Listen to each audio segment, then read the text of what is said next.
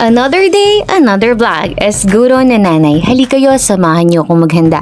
Dahil ngayon ay gaganapin namin ang costume party sa school. Ganito nga pala ang everyday setup namin ng anak ko. Syempre, habang ako ay abala rin siya sa kung ano-ano mga bagay. Kapag pala ganito na ang edad ng ating mga anak, ay sobrang curious na nila sa lahat ng bagay. Kahit na anong mga bagay na ginagawa ko, tinitignan niya yan. By the way, 10 months old nga pala si baby dito.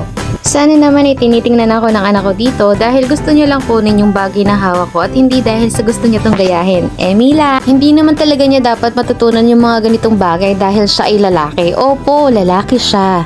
Madalas nga lang siyang napagkakamalang babae. Kaya naman ayon sa research, dapat kapag 7 years old yung mga anak nating lalaki ay madalas nitong nakakasama yung mga daddy nila. Habang lumalaki nga rin si baby ay napapansin ko na talagang mahilig siya sa music. Parang naiintindihan niya yung mga sad song.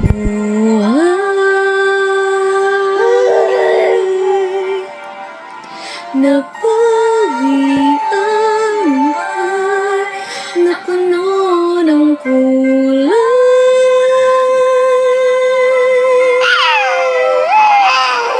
Mga pangarap ko doon nagkatotoo.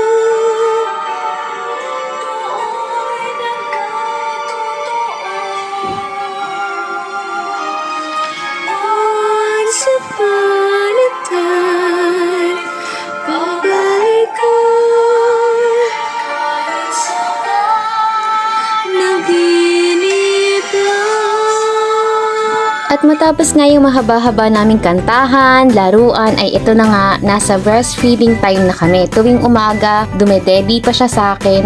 Buti na nga lang at nakapag-makeup na ako ng mga time na ito, kaya naman mamaya ay magpapalit na lang ako ng damit kapag ka nakatulog na siya. Madalas kasi sa umaga after niyang mag-milk sa akin ay makakatulog na siya.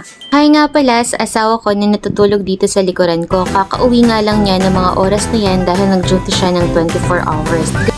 Ganito rin nga lang pala yung outfit na napili ko na isuot para sa aming costume party. Simple lang, long sleeve black and pants. O bago ko humusga, alamin mo muna na maaga akong gumising para lang makapag-ayos at hindi ko naman napapabayaan yung responsibility ko bilang nanay. Bumaba na nga ako at kinuha na yung motor na gagamitin ko. Maaga pa lang ay marami na rin mga bata dito sa school. Makikita mo ay marami ang mga naka-costume at excited sa gaganaping program mamaya.